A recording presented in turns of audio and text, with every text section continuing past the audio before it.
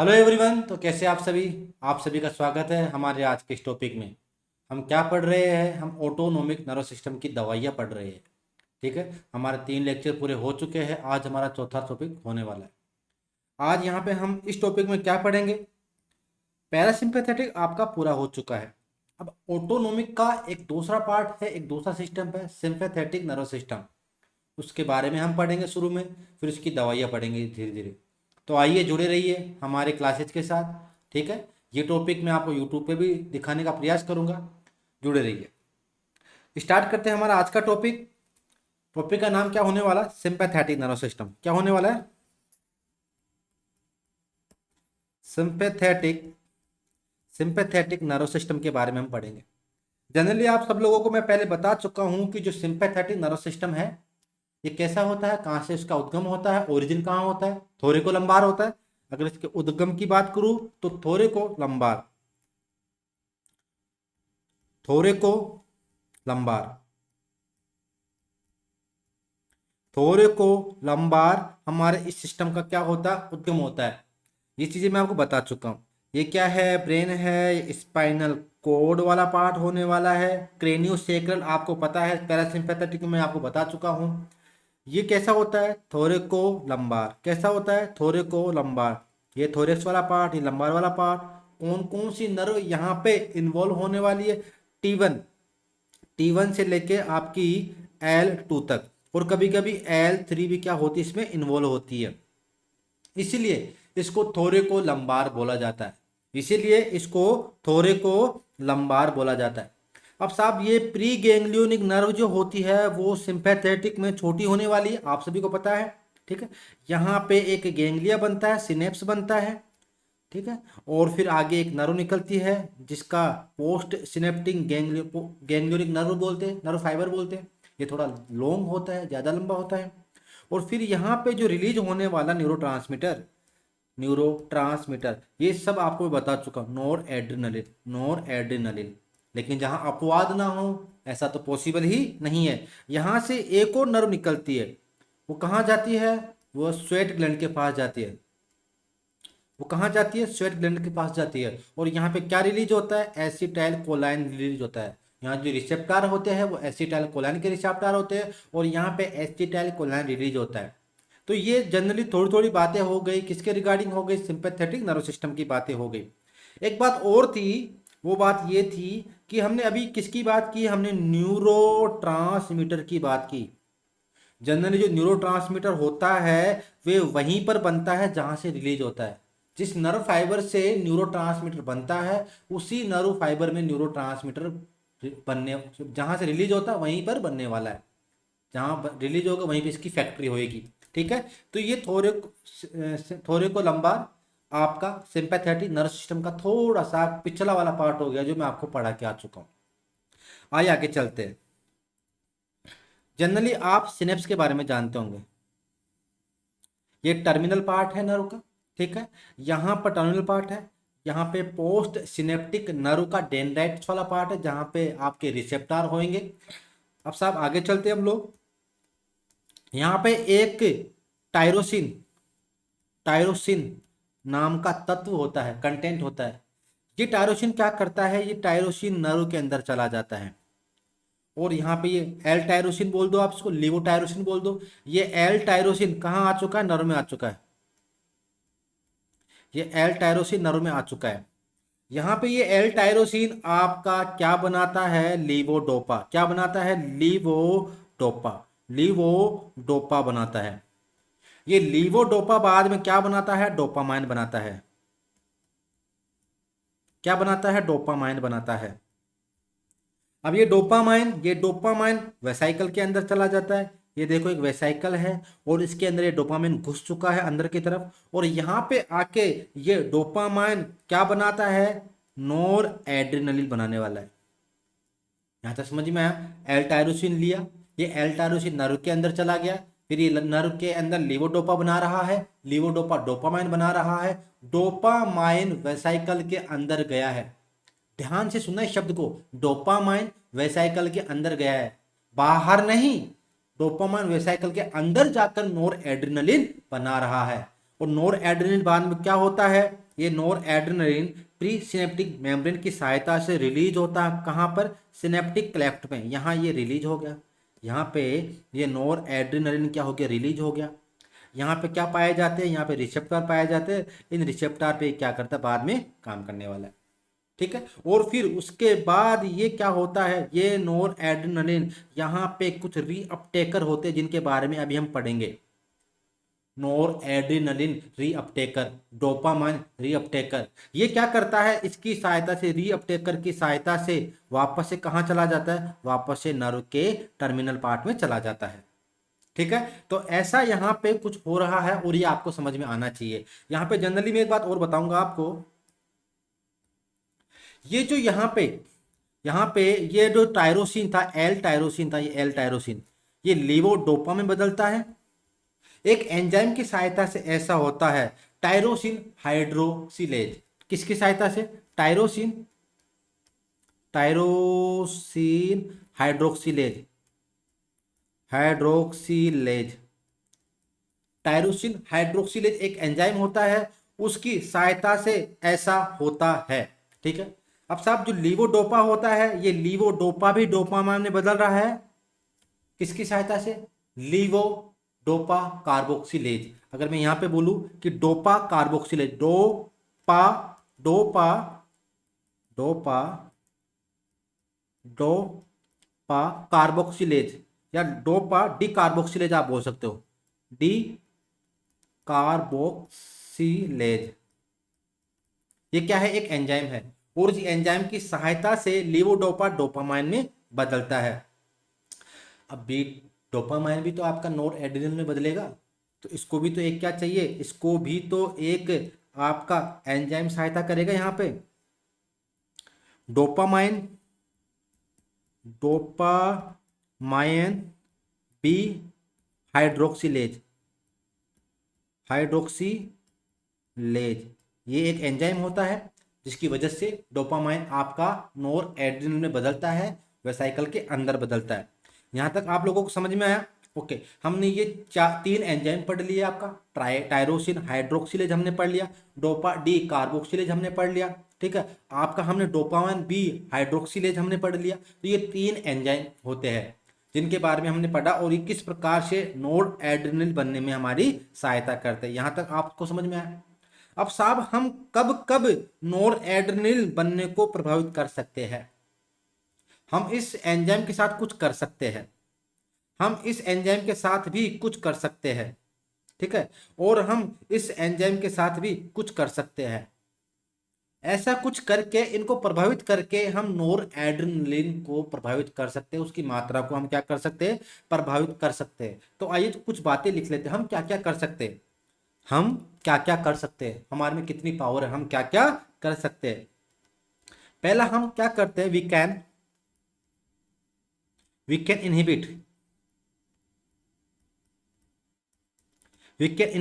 टायरोक्सिन hydroxylase, we can inhibit tyrosine hydroxylase, tyrosine. हम सबसे पहले क्या कर सकते हैं? टायरोसिन हाइड्रोक्सिलेज को इनहिबिट कर सकते हैं।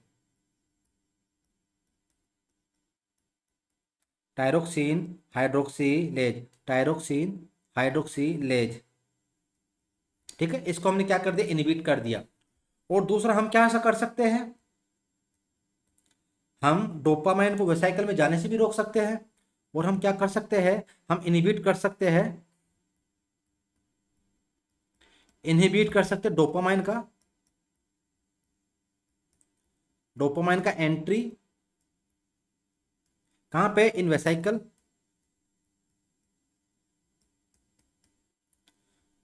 वेसाइकल। और क्या कर सकते हैं? जो नोर एड्रेनलिन है, जो कि सिनेप्टिक वेसाइकल में बना है, उसका रिलीज भी तो रोक सकते हैं। और हम क्या कर सकते हैं? इनहिबिट कर सकते हैं, inhibit release of NOR NOR adrenaline, adrenaline in synaptic synaptic cleft. Synaptic cleft में हम नोर एड्रेनलिन के रिलीज को भी रोक सकते हैं। तो इतना हम कुछ करके डोपा आपके नोर एड्रेनलिन की मात्रा को प्रभावित करेंगे, और अगर नोर एड्रेनलिन की मात्रा प्रभावित होगी तो सिनेप्टिक क्लेफ्ट के अंदर नोर एड्रेनलिन कम या ज्यादा हुआ, उससे क्या हुआ, आपका सिंपैथेटिक स्टिमुलेशन या इनहिबिशन दोनों में प्रभाव देखने को मिलेगा।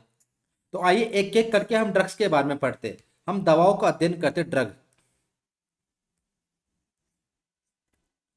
एक सबसे पहले जो दवा होती है उसके बारे में हम देखेंगे, मीटाइरोसिन। ये मीटाइरोसिन क्या करती है, जो टायरोक्सिन हाइड्रोक्सीलेज एंजाइम होता है उसको इनहिबिट करती है। यह क्या करती है, इनहिबिट करती है। इनहिबिट करती किसको, आपके टायरोसिन, टायरोसिन हाइड्रोक्सीलेज, हाइड्रोक्सीलेज। कौन से वाले एंजाइम की बात कर रहा हूं मैं इस वाले एंजाइम की बात कर रहा हूं, पहले वाले एंजाइम को। इस टायरोक्सी हाइड्रोक्सिलेज एंजाइम को क्या किया गया, इनहिबिट किया गया। किसकी सहायता से, मी टायरोसिन एक दवाई होती है उसकी सहायता से। अब साहब ये एंजाइम प्रभावित हो गया तो क्या लीवोडोपा बनेगा, क्या नहीं बनेगा, ये आपका टायरोसिन लीवोडोपा में कन्वर्ट नहीं होएगा, तो इससे नोर एड्रेनलिन का लेवल कम होएगा, हाँ बिल्कुल कम होएगा। सिंपैथेटिक एक्टिविटी कम होएगा, बिल्कुल कम होएगा। ठीक है, तो यहाँ पे हम देख लेते हैं कि साहब आपने यहाँ पे क्या किया, आपने टायरोसिन हाइड्रोक्सीलेज को इनहिबिट कर दिया। इससे क्या हुआ, जो एल टायरोसिन था, एल टायरोसिन था, ये किस में बदल रहा था, ये आपका लीवोडोपा में बदल रहा था। क्या ये प्रोसीजर होएगा, ये प्रोसीजर होएगा नहीं, ये प्रोसीजर नहीं होएगा। ठीक है, इससे क्या होएगा, नोर नोर एड्रेनलिन, नोर एड्रेनलिन की मात्रा कम होएगी, नोर एड्रेनलिन की मात्रा कम होएगी। ठीक है, एक दवा आपने पढ़ ली मी टायरोसिन, मी टायरोसिन आपने एक दवा पढ़ ली। नेक्स्ट दूसरा चलते हैं हम, दूसरी दवाई की बात कर रहे हैं। एक दवाई होती है रेजरपिन दवाई, रेजरपिन जिसको बोल सकते हैं, रेजरपिन मतलब लिखिए आप, रेजर पिन, इसको सही से लिखते हैं रेजर पिन। कौन सी पिन, रेजर और पिन, रेजर पिन दवाई। ये क्या करती है, ये डोपामाइन की एंट्री को इनहिबिट करती है साइकिल में। ये क्या करती है, ये इनहिबिट करती है, इनहिबिट करती है क्या, entry of dopamine, entry of dopamine, dopamine किसके अंदर, सिनेप्टिक वेसाइकल के अंदर, सिनेप्टिक वेसाइकल, सिनेप्टिक वेसाइकल के अंदर ये जो दवा है रेजरपिन, जो दवा है ये कहीं ना कहीं डोपामाइन के जाने को रोकती है। दो दवाई हमने पढ़ ली, एक कौन सी पढ़ी हमने, एक आपका मी टायरोसिन पढ़ा, एक रेजरपिन पढ़ लिया। टायरोक्सिन हाइड्रोक्सीलेज को इनहिबिट किया तो कहीं ना कहीं जो एल टायरोसिन था वो आपको एल डोपामाइन नहीं बदला। समझ में आया। अब डोपामाइन का वेसाइकल में जाने का जो रास्ता था वो भी हमने कहीं ना कहीं रोक दिया है। किसकी सहायता से, रेजरपिन। किसकी सहायता से, रेजरपिन की सहायता से हमने क्या कर दिया, रोक दिया है। तो ये दूसरी हमने दवाई पढ़ ली है।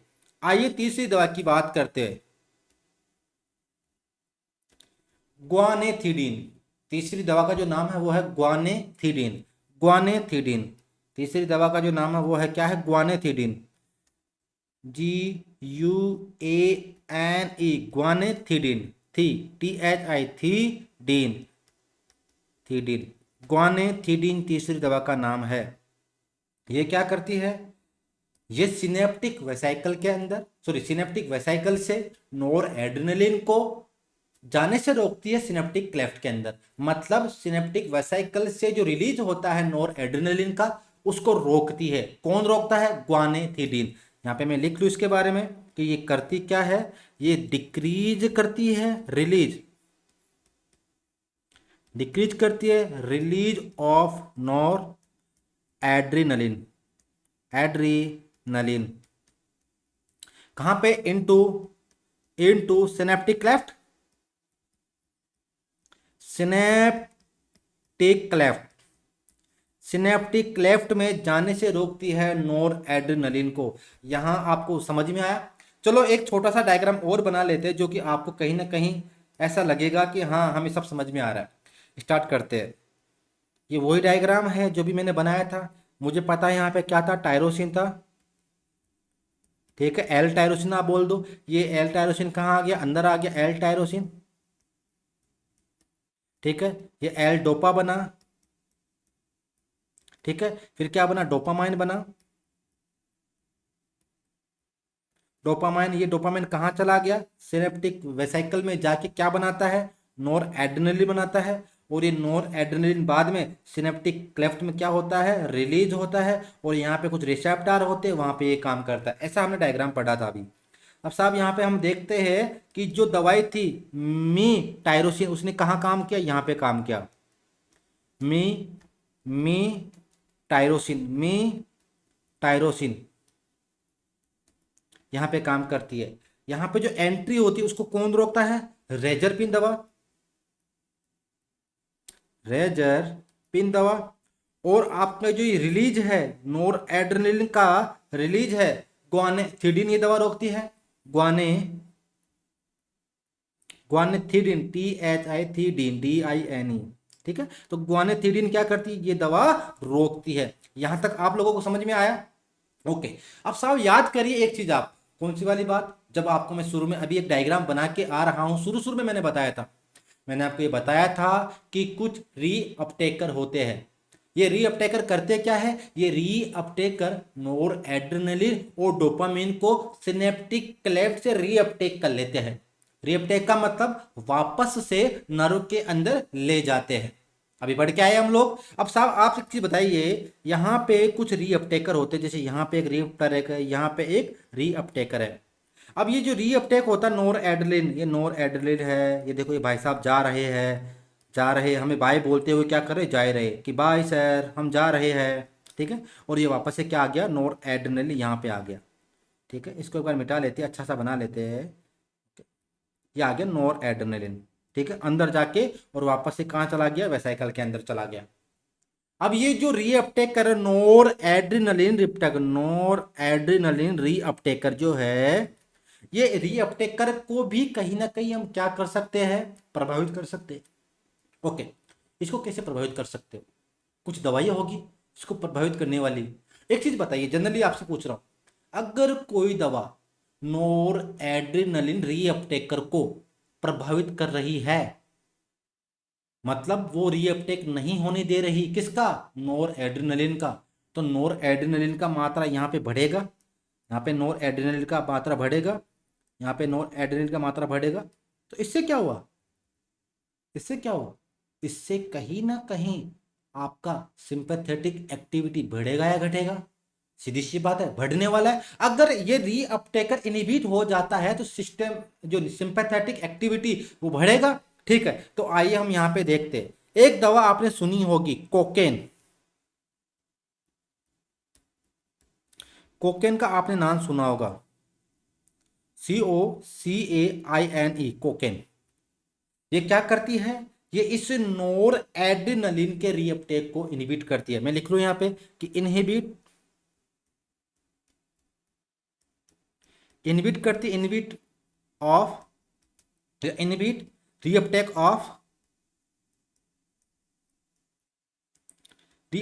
Of NOR adrenaline, NOR adrenaline NOR adrenaline के रीअपटेक को इनहिबिट करती कोकेन। और कौन सी दवा हो सकती है, एक दवा और होती है, TCA, try cyclic anti depressant, CNS stimulant, आपने पढ़ा होगा। तो ये क्या करती है, कहीं ना कहीं ट्राईसाइक्लिक एंटी डिप्रेसेंट जो दवा होती है, ये भी कहीं ना कहीं इनहिबिट करती है नोर एड्रेनलिन के रीअपटेक को। यहां तक आप लोगों को समझ में आया। ओके, अब साहब इससे क्या होएगा, इससे क्या होएगा आप लोग बताइए, इससे क्या होएगा साहब, इससे सिंपैथेटिक इंक्रीज होएगा, sympathetic sympathetic sympathetic activity, sympathetic activity क्या होएगा, इससे इंक्रीज होएगा। अब यहां तक आपने समझ लिया। ये जनरली एक छोटा सा ओवरव्यू था सिंपैथेटिक नर्वस सिस्टम का। इससे पहले मैंने पैरासिम्पैथेटिक आपको बताया, ठीक है। अब पैरासिम्पैथेटिक के बाद हम सिंपैथेटिक की बात करें, थोरेको लंबार इसका उद्गम या ओरिजिन स्थान होता है, ठीक है। हमने क्या किया, टायरोसिन को दिया, एल टायरोसिन दिया, वो आपके टर्मिनल पार्ट में गया, वहां पे एल डोपा बनाता है, एल डोपा से डोपामिन, डोपामाइन से नोर एड्रेनलिन बनाता है। हम एल टायरोसिन से एल डोपामाइन को प्रभावित कर सकते हैं टायरोसिन हाइड्रोक्सिलेज को इनहिबिट करके, मी टायरोसिन दवा होती है। रेजरपिन, इससे क्या होता है, रेजर की तरह काम करता है, डोपामाइन को अंदर नहीं जाने देता, कहां पे, सिनेप्टिक वेसिकल्स में नहीं जाने देता है।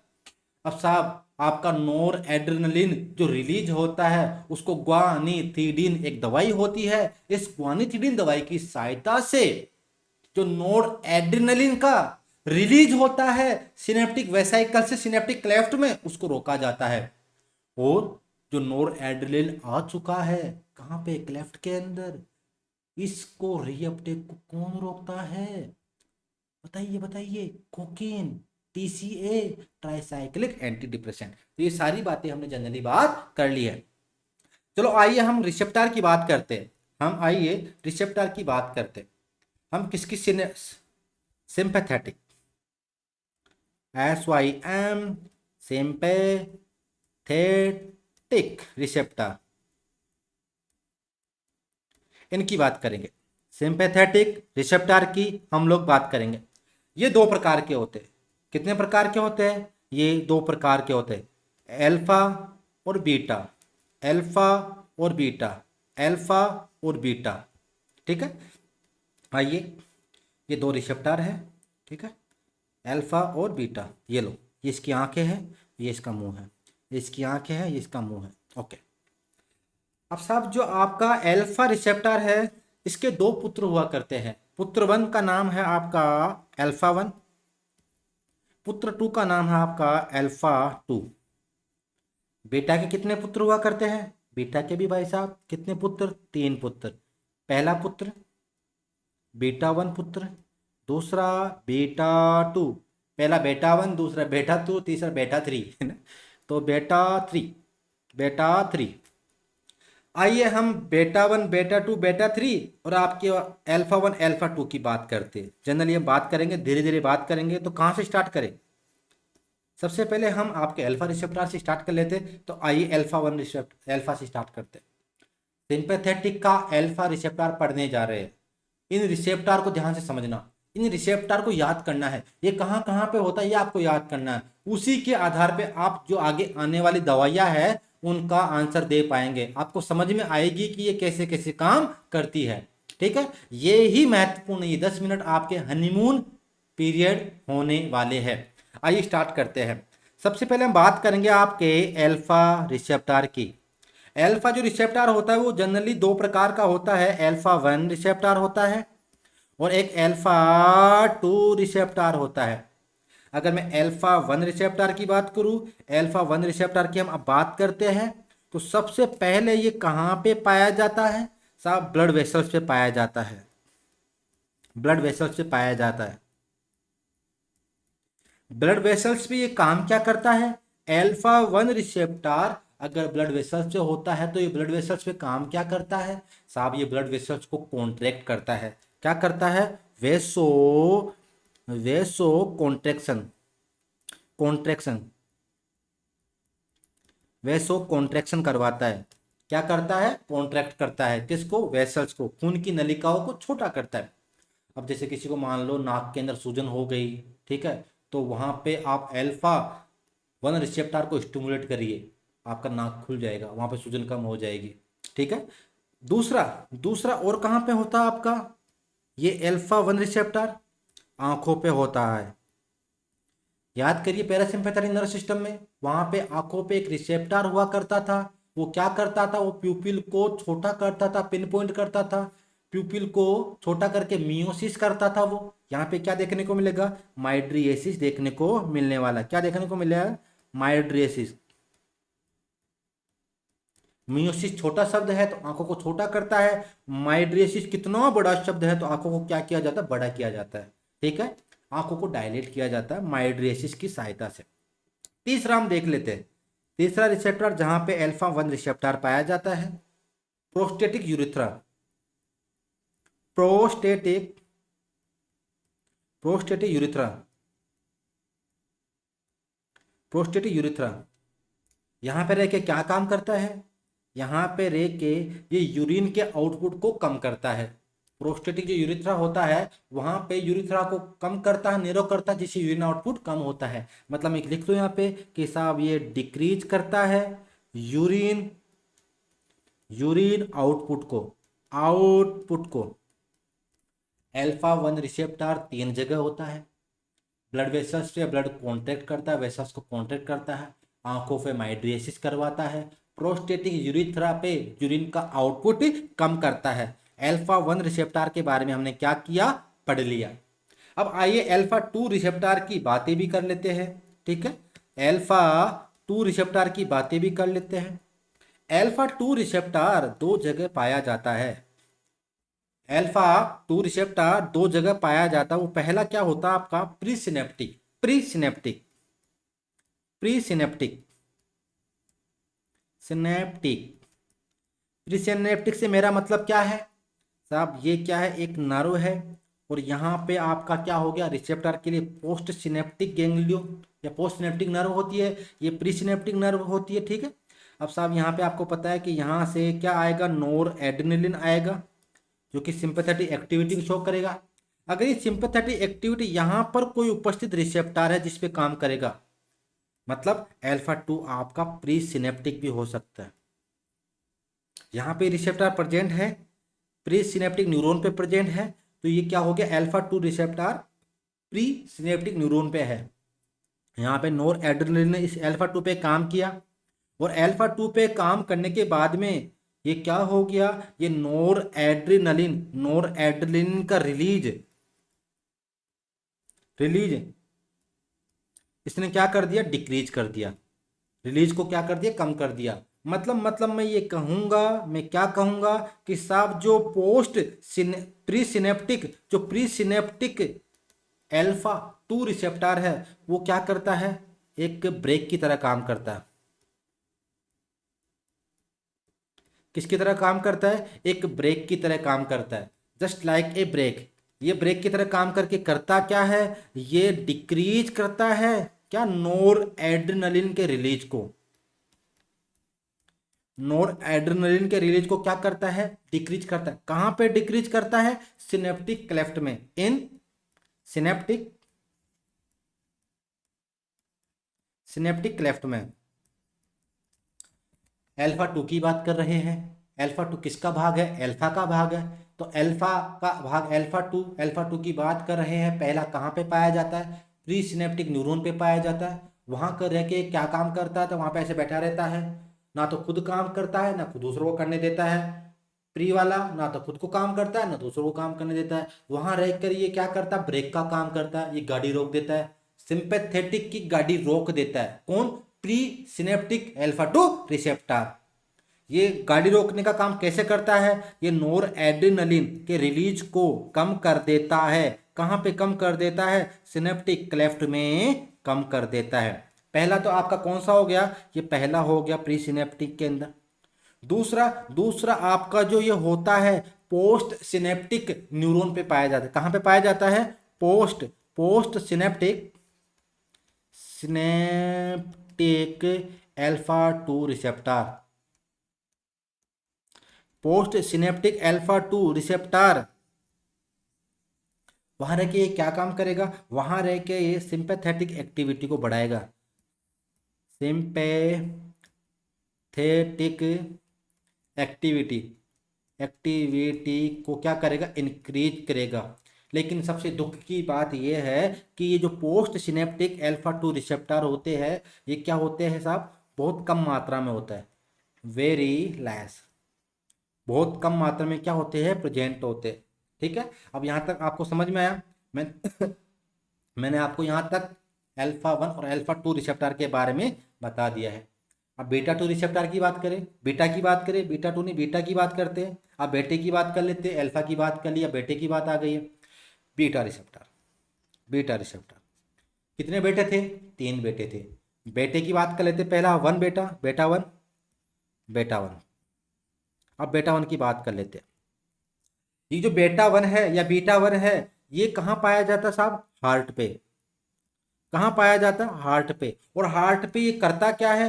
हार्ट पे ये कहीं ना कहीं हार्ट रेट को इंक्रीज करता है।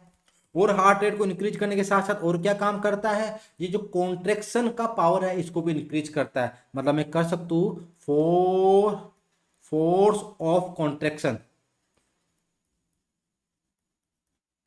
फोर्स ऑफ कॉन्ट्रेक्शन को भी क्या करता है? इंक्रीज कर सकता है। ठीक है, बेटा वन की हम बात कर रहे हैं। दूसरा, अब बेटा वन और कहाँ पाया जाता है? बेटा वन आपका जो किडनी में पाया जाता है।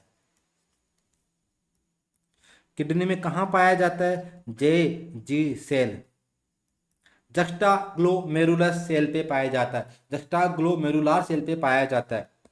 यहाँ रह के ये बेटा वन करता क्या है? यहाँ रह के ये जो बेटा वन है ये कहीं ना कहीं इंक्रीज करता है। क्या इंक्रीज करता है? रेनिन, रेनिन के सिक्रेशन को बढ़ाता है। रेनिन के सिक्रेशन को बढ़ाता है। बीटाविन कहाँ कहाँ पे होता है? ये दिल पे होता है, हार्ट पे होता है। वहां रह के ये करता क्या है? हार्ट रेट को बढ़ाता है, फोर्स ऑफ कॉन्ट्रेक्शन को बढ़ाता है। और कहाँ होता है? जेजी सेल पे होता है। वहां रह के क्या करता है? रेनिन के सिक्रेशन को बढ़ाता है। और रेनिन के सिक्रेशन को बढ़ा के क्या करता है? ये बीपी इंक्रीज करता है। बेटा वन हमने पढ़ लिया। आइए बेटा टू पढ़ते हैं। कौन सा वाला? बेटा टू। बेटा टू, बेटा टू पढ़ते हैं। बेटा टू कहाँ कहाँ होता है? बेटा टू आपका होता है bronchus, GIT, urinary bladder,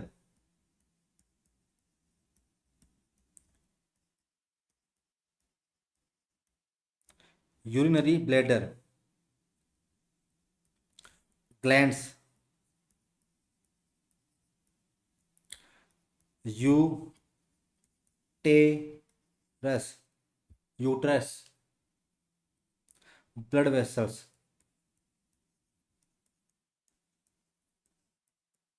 blood vessels, और स्केलेटल मसल्स,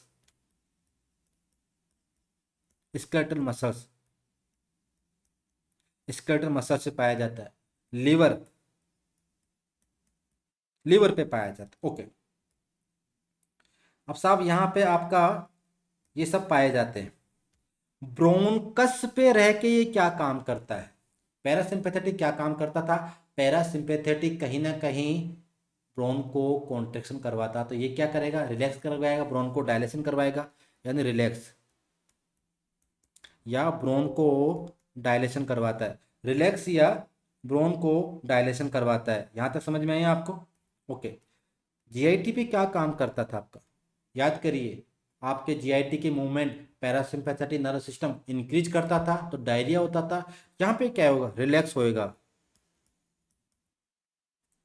यूरिनरी ब्लैडर, वहां पे याद करिए आपका जो यूरिनरी ब्लैडर था वहां पे क्या होता था? यूरिनरी ब्लैडर का जो कॉन्ट्रेक्शन था वो कहीं ना कहीं इंक्रीज होता था। उससे क्या होता था? कहीं ना कहीं पेशेंट को यूरिन आउटपुट इंक्रीज होता था, कॉन्ट्रेक्शन इंक्रीज होता था। यहाँ पे क्या होगा? रिलैक्स होएगा। ग्लैंड के सिक्रेशन वहां पे बढ़ते थे घटते थे? पैरासिम्पैथेटिक नर्व सिस्टम में ग्लैंड के सिक्रेशन बढ़ते थे या घटते थे? कहीं ना कहीं बताइए फटाफट। इंक्रीज होते थे, तो यहाँ पे क्या हो जाएंगे? ऑटोमेटिक ही कम हो जाएंगे, डिक्रीज। यूटेरस की बात करते हैं। यूट्रस रिलैक्स होएगा या इसका कॉन्ट्रैक्शन बढ़ेगा? बिल्कुल, ये भी रिलैक्स होएगा, क्योंकि ये क्या करता है? रिलैक्स करता है। यहाँ पे हम ब्लड वेसल्स की बात करेंगे, खून की नलिका की बात करेंगे। याद करिए, भी थोड़ी देर पहले हमने अल्फा वन रिसेप्टर की बात की थी।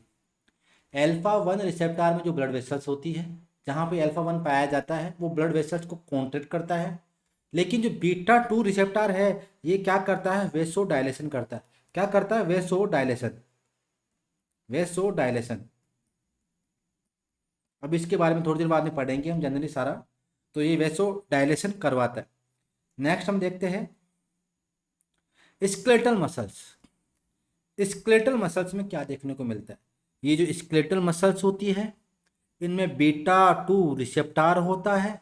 ये बीटा टू स्टूमुलेट होता है ये सोडियम सोडियम पोटेशियम पंप को स्टिमुलेट करता है। सोडियम पोटेशियम एटीपीएच, एटीपीएच है ना। तो ये स्टिमुलेट होता है। इससे क्या होगा, सोडियम बाहर की तरफ ज़्यादा जाएगा सेल के, क्योंकि ये तो पंप है, एक्टिवली काम करता है। और पोटेशियम आपके सेल के अंदर ज़्यादा जाएगा। जो नॉर्मली जो पैटर्न था वो बिगड़ जाएगा, क्योंकि आपने बीटा टू को स्टिमुलेट किया है। तो उस वजह से जो फाइबर है, जो मस्कुलर फाइबर है, मसल फाइबर है, उनके अंदर ट्रेमर देखने को मिलेंगे। क्या देखने को मिलेंगे, ट्रेमर, ट्रेमर्स देखने को मिलने वाले हैं। ठीक है। तो ये आपका स्प्लेटर मसल से B2 रिसेप्टर क्या काम करता है। लीवर की बात करते हैं, महत्वपूर्ण बात। आपने पेशेंट के बारे में सुना होगा, कोई मरीज हाइपोग्लाइसीमिया का कोई मरीज है, शुगर का उसको नॉर्मली, सॉरी हाइपोग्लाइसीमिया, हाइपोग्लाइसीमिया में कोई मरीज जा रहा है जनरली। एक डायबिटिक पेशेंट है, वो हाइपोग्लाइसीमिया में जा रहा है, ऐसा होता है जनरली। तो आप कहते हो कि उसको अपने साथ थोड़ी चीनी रखा कर, बिस्किट रखा कर। ठीक है। अब कोई मरीज है जिसका जो शुगर लेवल है वो कितना आ गया, 40 आ गया, 40 मिलीग्राम पर डेसी लीटर आ गया। क्या, शुगर का लेवल इतना आ गया। आपने ये शुगर लेवल कितनी बार में होना चाहिए कि कितनी बार करें, लगभग आपने 2 बार किया, 2 बार में ये पूरा फिक्स हो गया कि हाँ इसको हाइपोग्लाइसीमिया में जा रहा है। पेशेंट कोमा में भी जा सकता है। तो क्या मरीज जाएगा, नहीं जाएगा, क्योंकि आपका लीवर पे क्या होता है, लीवर पे बीटा टू रिसेप्टार होता है। और ये बीटा रिसेप्टार से क्या होता है, ग्लूकोनियोजेनेसिस, ग्लाइकोजिनोलाइसिस, ये सारे प्रोसीजर होते हैं इमरजेंसी में, जो मैं भी आपको थोड़ी देर बाद में बताने वाला हूँ। तो ये सारे प्रोसीजर यहाँ पे सब में बीटा टू रिसेप्टार होता है। और वो क्या काम करता है जनरली, छोटा सा मैंने आपको बता दिया है। अब हम बीटा टू के साथ बीटा थ्री की भी बात कर लेते हैं, बीटा थ्री की भी बात कर लेते हैं। या ये बीटा थ्री कहाँ होता है, ये मेनली एडिपोज टिश्यू पे होता है। एडिपोज टिश्यू, एडिपोज टिश्यू पे पाया जाता है। साथ ही फैट सेल पे, फैट सेल पे प्रेजेंट होता है। और यहाँ पे रह के करता क्या है, लाइपोलाइसिस का काम करता है। लाइपो लाइपोलाइसिस, लाइपोलाइसिस का काम करने वाला है कौन, आपका बीटा थ्री रिसेप्टर। तो बीटा थ्री रिसेप्टर को तो हम यहीं खत्म करते हैं जनरली, क्योंकि इसका एडिपो टिश्यू पे पाया जाता है और वहां पे लाइपोलाइसिस का काम करने वाला है। ठीक है। तो ये आपका एक छोटा सा पेड़, में इसी को यहीं पे खत्म करता हूँ। ओके। तो हम आगे चले। अब जनरली हम क्या करते हैं, आगे चलते हैं। अब साहब, बॉडी में क्या हुआ, बॉडी में बीपी कम हुआ, बॉडी के अंदर सोडियम कम हुआ। बॉडी में किसकी कमी हुई, सोडियम की कमी हुई, डिहाइड्रेशन हुआ,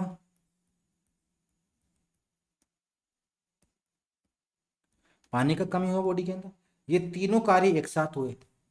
इन तीनों कार्य के होने के बाद में क्या आपका सिंपैथेटिक नर्वस सिस्टम बैठेगा, नहीं बैठेगा ना। तो कहीं ना कहीं क्या होएगा, एक सिस्टम होता है, एक्टिवेट होता है, एक्टिवेट रास, renin angiotensin aldosterone system, renin angiotensin aldosterone system. ये रास सिस्टम एक्टिव होता है। ये सिस्टम किस प्रकार काम करता है साहब, आपके किडनी, किडनी से क्या आता है, जेजी सेल से, किडनी की जेजी सेल से क्या आता है, रेनिन आता है। किडनी की जेजी सेल पे कौन सा रिसेप्टर होता है आप बताइए, beta, beta one, beta one, beta one receptor कैसा वाला रिसेप्टर है, बीटा वन रिसेप्टर कैसा रिसेप्टर है बताइए फटाफट। ये एक सिंपैथेटिक रिसेप्टर है। अब ये सिंपैथेटिक सिस्टम एक्टिव हुआ, बीटा वन एक्टिव हुआ, रेनिन आया। रेनिन आपका आने के बाद में ये रेनिन करता क्या है, ये लीवर से, लीवर से एक एंजियोटेंसिन आता है, एंजियोटेंसिन। ठीक है।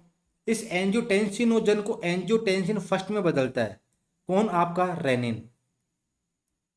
एंजियोटेंसिनोजन फर्स्ट में बदलता है। ठीक है। और ये अभी इनएक्टिव फॉर्म में है। एक लीवर,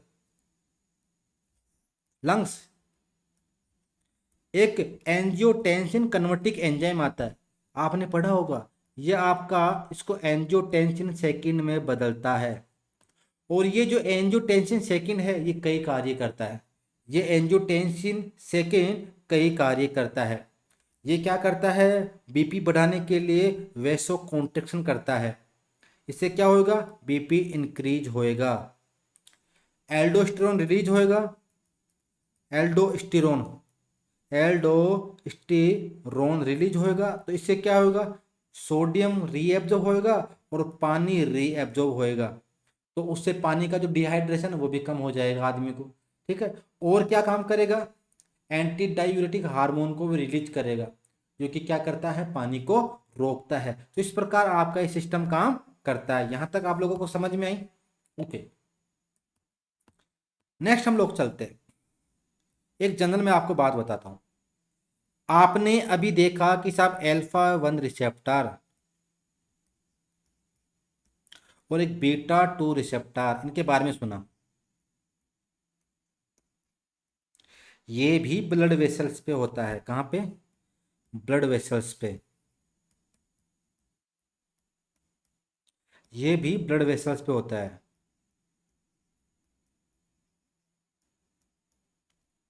अब साहब ये ब्लड वेसल्स पे है, दोनों ही ब्लड वेसल्स पे है। हमें पता है कि जो अल्फा 1 रिसेप्टर होता है ये वेसो कॉन्ट्रैक्शन करवाता है और ये वेसो डायलेशन करवाता है। अब कौन कहाँ क्या करता है ये बातें हम पढ़ेंगे। हमें एबीसीडी तो याद होगी, हम एबीसीडी लिख लेते। A B C C D. Alpha 1 beta 2, alpha 1 contraction करवाता है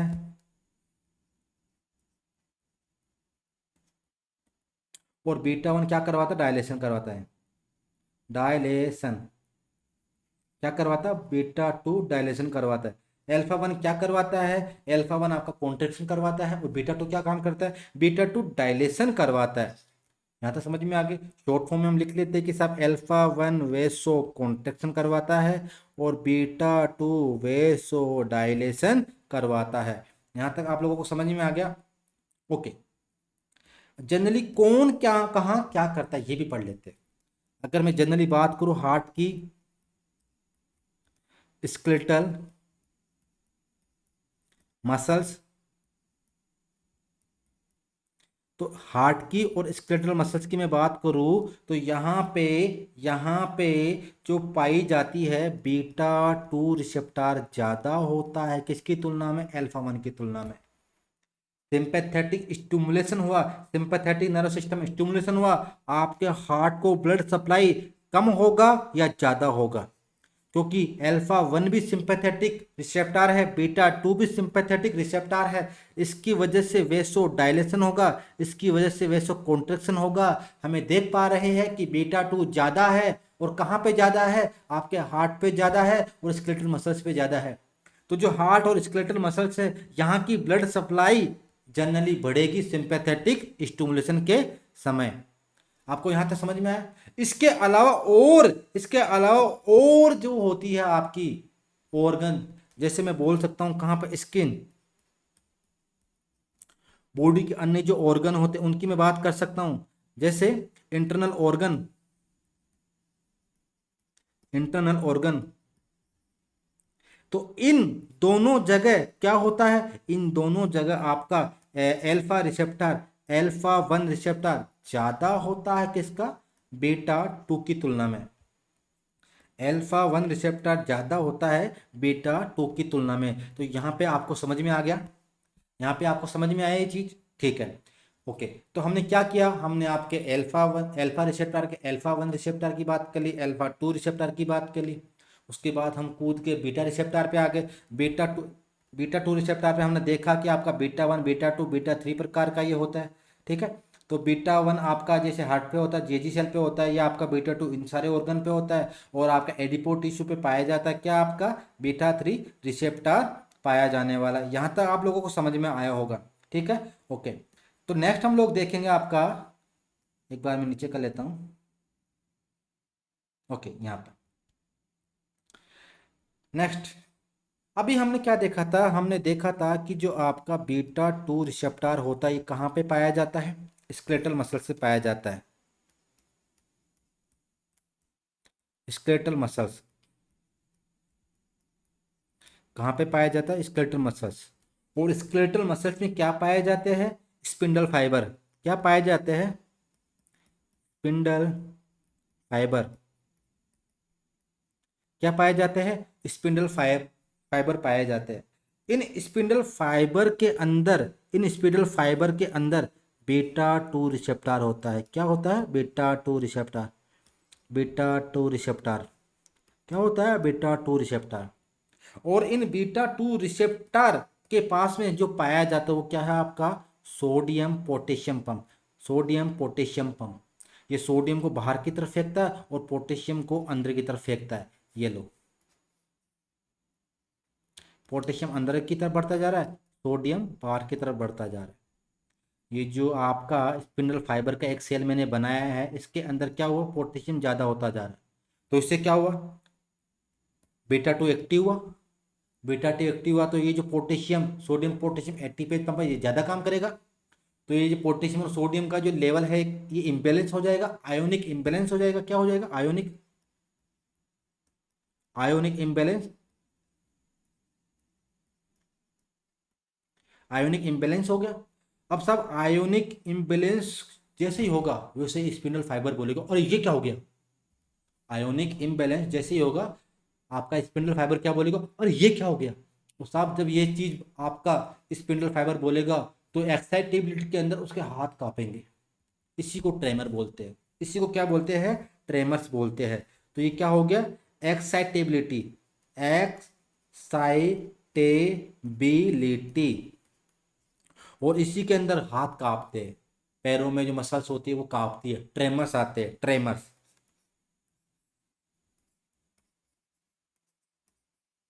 तो ये ट्रेमर्स बीटा टू रिसेप्टर से कैसे आते हैं मैं आपको ये समझा चुका हूं। आपको समझ में आया, ओके। अब जनरली हम एक बात और पढ़ेंगे, हम सिंपैथेटिक नर्वस सिस्टम की बात कर रहे हैं, उसका ओवरव्यू हम शुरू में पढ़ के आ चुके हैं। कौन सी दवा, हम छोटी छोटी दवा पढ़ चुके हैं, अभी दवा हमने पूरी स्टार्ट नहीं करी है। हम थोड़ा उसका इंट्रोडक्शन पढ़ रहे हैं कि सिंपैथेटिक सिस्टम क्या क्या होते हैं। रिसेप्टर की बात हमने कर ली है, दो प्रकार के रिसेप्टर होते हैं, आपका अल्फा और आपका बीटा। अल्फा आपके दो प्रकार का होता है, अल्फा वन और अल्फा टू। अल्फा टू भी प्री सिनेप्टिक और पोस्ट सिनेप्टिक होता है। Beta, beta one, beta two, beta three. Beta three आपका एडिपो टिश्यू पे पाता है और लाइपोलाइसिस का काम करता है, ज़्यादा काम नहीं, उसको साइड में करो, धक्को देर बाहर निकालो उसको, तो धक्को देर बाहर निकाल दिया, ओके। अब साहब यहाँ पे हम सिंपैथेटिक स्टिमुलेशन करेंगे। पहले कैसे करें, कुछ ऐसा करें कि सिंपैथेटिक स्टिमुलेशन हो, आपको समझ में आए, ओके। स्टार्ट करते। पेशेंट को क्या हुआ, हाइपोग्लाइसीमिया हुआ, हाइपोग्लाइसीमिया।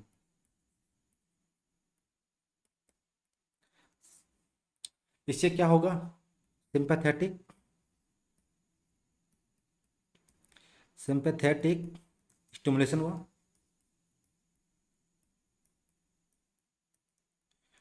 अगर सिंपैथेटिक स्टिमुलेशन हुआ तो इससे क्या होगा, कुछ रिसेप्टर स्टिमुलेट होंगे, स्टिमुलेट, स्टिमुलेट। आपका बीटा वन स्टिमुलेट होएगा, बीटा टू स्टिमुलेट होएगा। और आपका याद करिए, एक नर्व फाइबर जो एक्सेप्शन में हमने पढ़ा था, जो कि ग्लैंड, स्वेट ग्लैंड पे जा रहा था और एसिटाइल कोलाइन जहाँ पे रिलीज हो रहा था, वो भी तो सिंपैथेटिक स्टिमुलेशन ही होगा ना, क्योंकि वहाँ पे भी सिंपैथेटिक से निकल रही है वो भी। तो यहाँ पे आपका एसिटाइल कोलाइन रिसेप्टर जो होता है कहाँ पे, इन स्वेट ग्लैंड, ये एक्टिव हो जाएगी। तीन चीज एक्टिव हुई है, कौन सी कंडीशन में, हाइपोग्लाइसीमिया की कंडीशन में आपका बीटा वन स्टिमुलेट होएगा और आपका स्वेट ग्लैंड स्टिमुलेट होने वाला, ओके। समझ में आया, हाइपोग्लाइसीमिया हुआ, बीटा वन रिसेप्टर स्टिमुलेट हुआ, बीटा टू रिसेप्टर स्टिमुलेट हुआ, और आपका एसिटाइल कोलाइन रिसेप्टर जो कि स्वेट ग्लैंड पे होता है वो भी क्या हो चुका है, स्टिमुलेट हो चुका है। अब जनरली हम बात करेंगे आपका कि साहब यहाँ पे हम एक रो बना लेते हैं, अगर बीटा वन रिसेप्टर स्टिमुलेट होता है तो बताओ हार्ट रेट बढ़ेगा या कम होगा? साहब हार्ट रेट इंक्रीज होगा, जिसको हम क्या बोलते हैं? टेकिकार्डिया बोलते हैं। टेकिकार्डिया होते हैं। और उस मरीज की जिसको हाइपोग्लाइसीमिया हुआ है, अगर उसके अंदर बीटा वन रिसेप्टर स्टिमुलेट होएगा तो हार्ट रेट बढ़ेगा। और हार्ट रेट इतना खतरनाक तरीके से बढ़ेगा कि उस मरीज को भी उसकी धड़कन सुनाई देगी, पाल्पिटेशन देखने को मिलेगा। क्या देखने को मिलेगा? पाल्पिटेशन।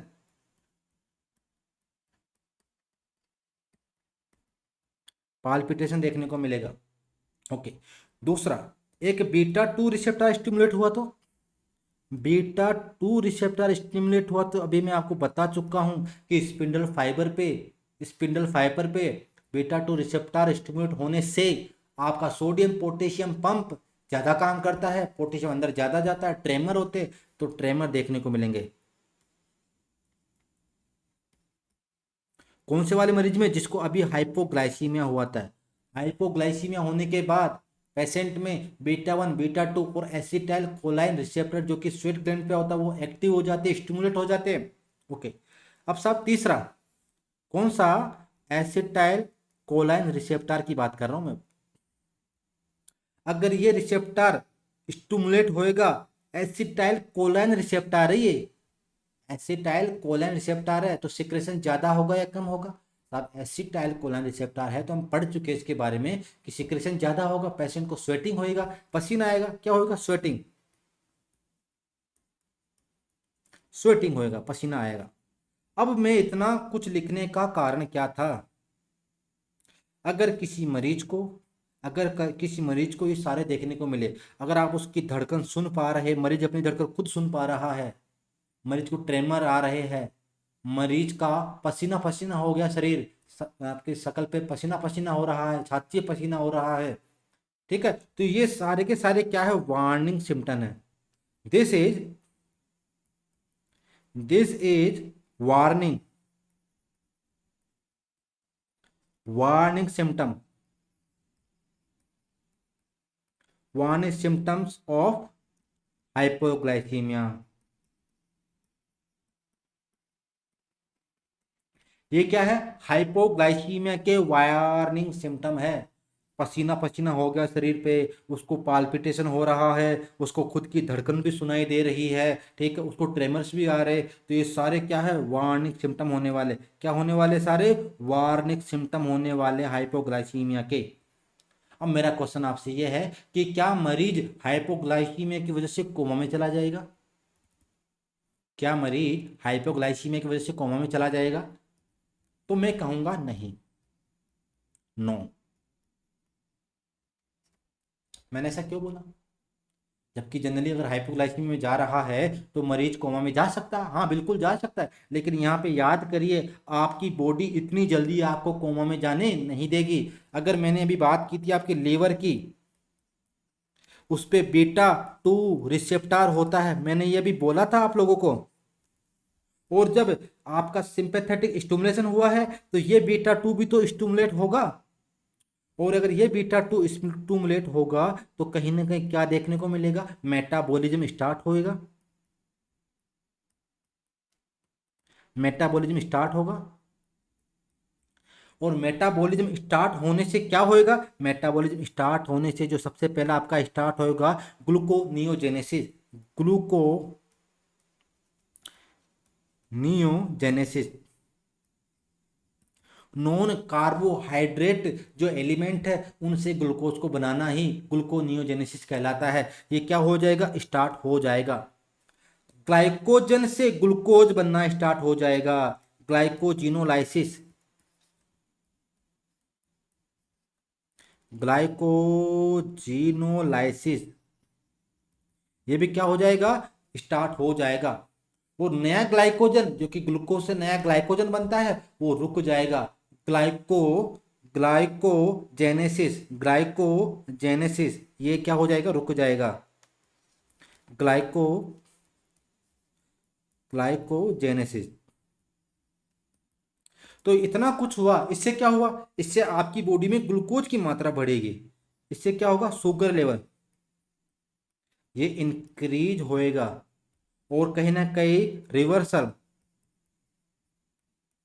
रिवर्सल होगा क्या, हाइपोग्लाइसीमिया। आपने यहाँ पे देखा कि आपकी बॉडी आपको इतनी जल्दी मरने नहीं देगी। आपकी बॉडी में हाइपोग्लाइसीमिया हुआ, beta two receptor, beta one beta two receptor stimulate हुआ, एसिटाइल कोलाइन रिसेप्टर भी स्टिमुलेट हुआ। बीटा वन से क्या हो गया, हार्ट रेट इतनी बढ़ गई कि पाल्पिटेशन हुआ। बीटा टू से ट्रेमर्स आए, और एसिटाइल कोलाइन एस्ट्रेज वाले रिसेप्टर से पसीना पसीना हो गया दिल, शरीर। ठीक है, दिल भी पसीना पसीना हो जाता है। तो उस कंडीशन में क्या देखने को मिला आपको, कुछ सिम्टम्स, कुछ वार्निंग साइन देखने को मिलेगा, क्योंकि शुगर लेवल 40 के आसपास आ गया, 56 से कम हो गया, दिक्कत ही दिक्कत होने वाली है। आप यहाँ पे कुछ ना कुछ करिए, आप नहीं करेंगे तो आपकी बॉडी करेगी। आपकी बॉडी का सिंपैथेटिक नर्वस सिस्टम पहले से एक्टिव है, उसने बीटा टू रिसेप्टर जो लिवर पे पाया जाता है वो भी एक्टिव हो गया, मेटाबॉलिज्म चला, नया ग्लूकोज नए एलिमेंट से बना, ग्लाइकोजन का ग्लूकोज में बदलना स्टार्ट हो गया और नया ग्लाइकोजन बनना बंद हो गया। ऐसा हुआ, उसके बाद में आपकी बॉडी में जो हाइपोग्लाइसीमिया होता है ये क्या हो गया, कहीं ना कहीं रिवर्सल होने लगा। समझ में आया। अब साहब ध्यान से सुनना, एक बात बता रहा हूँ आपको, ध्यान से सुनना। एक क्वेश्चन बनता है, आपके क्वेश्चन भी बनेगा यहाँ पे। क्या है क्वेश्चन, आपने क्या किया, मरीज को क्या दे रखा था, बीटा टू ब्लॉकर देख रहा था, आपने क्या किया, मरीज को बीटा टू ब्लॉकर दिया। आपने क्या दिया, बीटा टू ब्लॉकर दिया।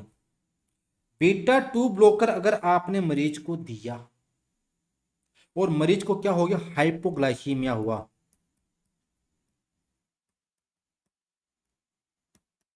मरीज को क्या हो रखा, हाइपोग्लाइसीमिया हो रखा है, और आपने उसको क्या दे दिया, बीटा टू ब्लॉकर दे दिया। तो सोचिए, बीटा टू ब्लॉकर आपने उसको दिया, या मैं ये कह सकता हूं कि बीटा ब्लॉकर बोल लो। ठीक है, बीटा ब्लॉकर बोल देता हूं यहाँ पे, बीटा ब्लॉकर, जो कि जो beta one beta two beta three तीनों को ब्लॉक करेगा, आपने उसको बीटा ब्लॉकर दे दिया। हाइपोग्लाइसीमिया हुआ, अगर हाइपोग्लाइसीमिया हुआ, बीटा वन ब्लॉक है, क्योंकि आपने बीटा ब्लॉकर दिया है। अगर बीटा वन ब्लॉक है तो जो उसको हार्ट रेट जो बढ़ने वाला था, जो पाल्पिटेशन हो रहा था, वो ऐसा कुछ भी नहीं होएगा। पहला काम, बीटा टू ये भी ब्लॉक है, क्योंकि आपने बीटा ब्लॉकर दे रखा है, तो जो कहीं ना कहीं ट्रेमर्स आने वाले थे वो भी नहीं आएंगे। एसिटाइल कोलाइन एस्ट्रेज, अभी इस पे काम ही नहीं कर रहा बीटा ब्लॉकर, तो ये पसीना तो आएगा मरीज को, हाइपोग्लाइसीमिया में पसीना तो देखने को मिलेगा। ठीक है, तो ये क्या है, आपने आपने वार्निंग सिम्टम की वाट लगा दी आपने बीटा ब्लॉकर देकर। इसका मतलब ऐसा है कि किसी को किसी को अगर क्या हो, हाइपो किसी को अगर हाइपो ग्लाइसीमिया ग्लाइसीमिया हो, तो उसमें कॉन्ट्रा इंडिकेशन है, कॉन्ट्रा इंडिकेटेड है, क्या कॉन्ट्रा इंडिकेटेड है, बीटा ब्लॉकर। बीटा ब्लॉकर आप उसमें क्या करेंगे, नहीं देंगे। ये करता क्या है, ये एक मास्क लगा देता है, जो सिम्टम आने वाले हाइपोग्लाइसीमी की वजह से उस पर एक मास्क लगा देता है, और हमें पता ही नहीं चलने देता कि मरीज को हाइपोग्लाइसीमिया हुआ है। और पेशेंट को हाइपोग्लाइसीमिया के सिम्टम अगर हमें नहीं दिखेंगे तो पेशेंट को बाद में कोमा होने के चांस ज्यादा है, क्योंकि हमें पता ही नहीं चला। ओके, तो मैं यह बताऊंगा क्या करता है ये आपका बीटा टू ब्लॉकर या बीटा ब्लॉकर, मास्किंग करता है, masking of warning sign, warning symptom या साइन। तो मरीज क्या करेगा, जो चीनी का डिब्बा उसके पास रखा हुआ है, बिस्किट रखे हुए हैं, उसके ऐसे सिम्टम ही नहीं आएंगे, तो खाएगा वो, तो वो क्या करेगा, वो शुगर नहीं लेगा। Patient do not take sugar. Coma में चांस जाने के है या नहीं है, हाँ बिल्कुल, इंक्रीज चांस ऑफ कोमा। ठीक है, कोमा में जाने वाले चांस बढ़ चुके हैं। तो कौनटा इंडिकेट है बीटा ब्लॉकर किस वाले मरीज में, हाइपोग्लाइसीमिया वाले मरीज में। आइए क्वेश्चन लिख लेते हैं, जनरली जो भी मैं बोल के आ चुका हूं उसका आंसर आप क्वेश्चन लिखिए। क्वेश्चन ये कि which symptom which symptom of hypoglycaemia,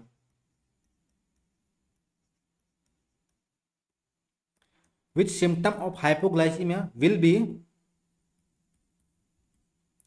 be present even if a patient या if a person taking beta blocker. तो पीछे अभी एसिटाइल कोलिन एस्ट्रेज वाला जो रिसेप्टर है वो तो ब्लॉक नहीं हुआ था, क्योंकि उस पर तो बीटा काम ही नहीं करेगा आपका। तो मैं यही कहूंगा इसका आंसर क्या होने वाला है, उसको स्वेटिंग देखने को मिलेगी। अगर कोई मरीज है हाइपोग्लाइसीमिया का और अगर वो बीटा ब्लॉकर ले रहा है तो उसको स्वेटिंग तो फिर भी देखने को मिलेगी। यहां तक समझ में आया? ओके। अब हम क्या पढ़ेंगे, हम आगे सिंपैथेटिक नर्वस सिस्टम की दवाइयाँ पढ़ेंगे। सिंपैथेटिक नर्वस सिस्टम में कौन कौन सी दवाइयाँ होती है।